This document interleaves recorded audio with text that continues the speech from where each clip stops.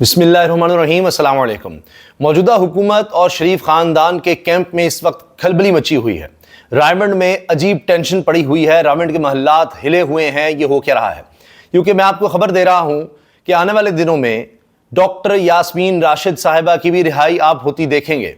जी हां, वो डॉक्टर यास्मीन राशिद जो कैंसर की मरीजा रहीं, जिन्होंने मियां नवाज शरीफ को इबरतनाक शिकस्त से दो चार किया, वो डॉक्टर यास्मीन राशिद साहिबा जिन्होंने भांडा फोड़ा था कि मरीम नवाज साहिबा के एडमिशन्स किस तरह कॉलेजेस में हुआ करते थे, नहीं होते थे तो प्रिंसिपल को चेंज किया जाता था, क्या क्या होता था, वो ये बयानात दे चुकी।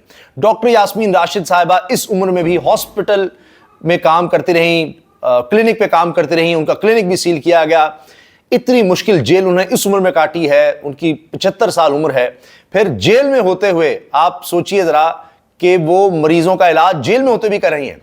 कई वहां पर मरीज चाहे वो कैदी की सूरत में हो, हत्ता कि वहां का स्टाफ, जेल का अमला, वो भी डॉक्टर यास्मीन राशिद साहिबा के बारे में कहता है कि जी हम कोशिश करते हैं इनसे इलाज करवाएं, इनसे कोई दवाइयां ले लें, इनको दिखा लें।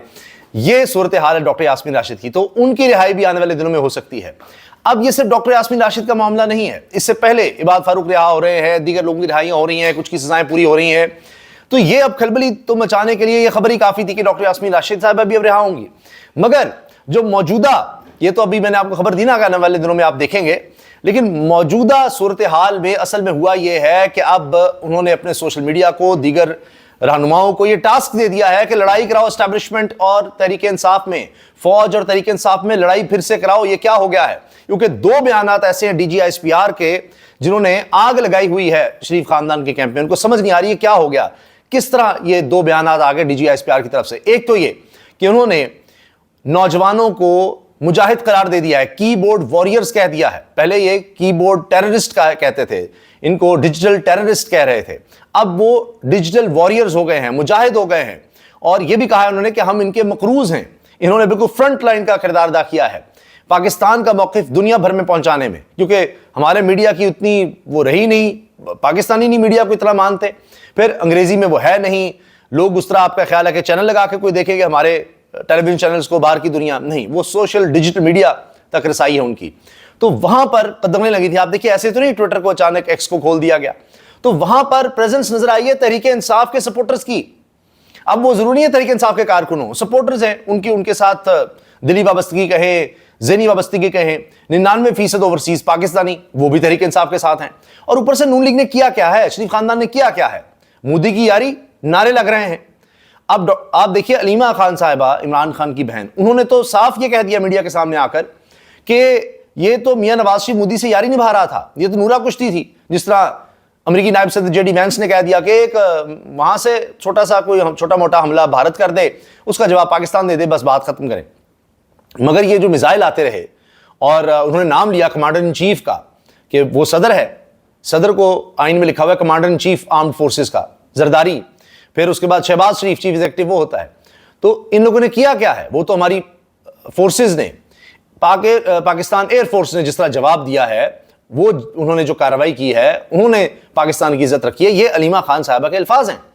अब आप अंदाजा लगाइए कि अब तो ये मुतालबा सामने आ गया है कि शरीफ खानदान का मोदी से क्या ताल्लुक है, इसकी इन्वेस्टिगेशन की जाए, इसकी तफ्तीश की जाए। क्योंकि ये तो एक लफ्ज नहीं बोले उनके खिलाफ, एक जुमला नहीं बोले, नाम तक नहीं लिया, ये क्या चक्कर है? और अच्छा, तुर्किया का, ओह मैं भूल ना जाऊं, अभी सियासत पर तो आ ही जाएंगे। तुर्किया के हवाले से जो आग लगी हुई है भारत में कि तुर्किया ने कर क्या दिया है, BBC के ऊपर से रिपोर्ट आ गई है, उसने और थरथली मचाई हुई है। BBC की रिपोर्ट ये कहती है कि जब ये सारा मामला शुरू हुआ जंग का और ये माहौल कशीदा हुआ, तो एक C-130 तैयारा आया था तुर्क फजाइया का। तुर्क फजाइया का C-130 जेट आया बाकायदा, रवां हफ्ते पाकिस्तान में उसने लैंड किया, उतरा।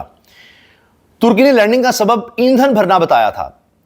और सिर्फ ये नहीं, इसके अलावा तुर्की का एक जंगी बहरी जहाज भी गुज़श्ता हफ्ते कराची की बंदरगाह पर नजर आया, लंगर अंदाज हुआ। तुर्की ने बाहमी खैर सगाली का इसको नाम दिया, जिस पर इंडिया की जानिब से पाकिस्तान पर अपने खिलाफ तुर्क ड्रोन इस्तेमाल करने का इल्जाम आयद किया गया, ये BBC ने कहा है। अच्छा, तुर्क ड्रोन ने बड़ी थरथली मचाई थी अज़रबैजान आर्मीनिया के दरमियान जंग में, کہ ترک ڈرون جو ہیں وہ بڑے زبردست ہیں اور پاکستان سے معاہدے ہو رہے تھے. اب بھارت کو چونکہ عبرتناک شکست ہوئی ہے, ان کو یہی نظر آتا ہے, کہیں چین نظر آتا ہے, کہیں ترکیہ نظر آتا ہے. C-130 آ گیا, اس نے یہ کر دیا وہ کر دیا, لیکن انٹری تو ہوئی ہے. اب یہ تو ڈینائی نہیں کیا جا سکتا. ترکی نے بھی مانا ہے کہ C-130 جہاز نے لینڈ کیا, اوپر سے یہ تو باقاعدہ خود خبر آئی اور انہوں نے کہا ہاں جی خیر سگالی کے لیے ہے, ان کا بحری جہاز بھی آ گیا یہاں پر, جنگی بحری جہاز. اور آپ نے سنا ہوگا جی وکرانت آیا تھا, ایئر کرافٹ کیریئر آیا تھا, پھر واپس چلا گیا. ایک اور بڑی بیڑا بھی آیا تھا, وہ بھی واپس چلا گیا. تو سپورٹ جب نظر آئی تو اب اس پر تو بھارت تل ملا رہا ہے کہ یہ ترکی کا جہاز کیسے آ گیا, اور یعنی ہوائی جہاز بھی, جٹ طیارہ بھی, C-130 بھی, اور پھر بحری جہاز بھی. تو دونوں طرح سے بھارت پریشان ہے کہ یہ کیا ہو گیا. اور دوسری طرف اب شریف خاندان کی پریشانی کہ DGISPR کے 2 بیانات, ایک تو وہ واریئرز والا کہ ہم ان کے مقروض ہیں, تو وہ سوشل میڈیا پہ تو نوجوانوں کی بات کی جاتی تھی, یوتھ کی بات کی جاتی, ان کے خلاف تو سارا کہا جاتا تھا یہ جی فوج کے خلاف ہیں, یہ ہیں وہ ہیں, وہاں تھا. اس سے بھی بڑا بیان 2 میں نے عرض کی نا, DGISPR نے جو کہا نا کہ بلا تفریق ہم تمام سیاسی جماعتوں کی ان کی لیڈرشپ کے شکر گزار ہیں بلا تفریق, اور اختلافات کو بھلا کر. اب اس میں نے آپ سے عرض کیا نا, اختلاف کا مطلب حزب اختلاف, تمام سیاسی جماعتوں میں تحریک انصاف بھی آتی ہے, تمام رہنماؤں میں عمران خان بھی آتے ہیں. اب یہ جو انہوں نے کہہ دیا بجائے اس کے کہ جی ہم حکومت کے بھی شکر گزار ہیں, یا فلاں پیپلز پارٹی, نون لیگ, جو جماعتیں اس وقت حکومت میں ہیں, JUI کہتے ہیں, انہوں نے تمام کا ہی کہہ دیا. تو اپوزیشن میں تو صرف ایک ہی جماعت آپ کو نظر آئے گی, اور وہ ہے تحریک انصاف.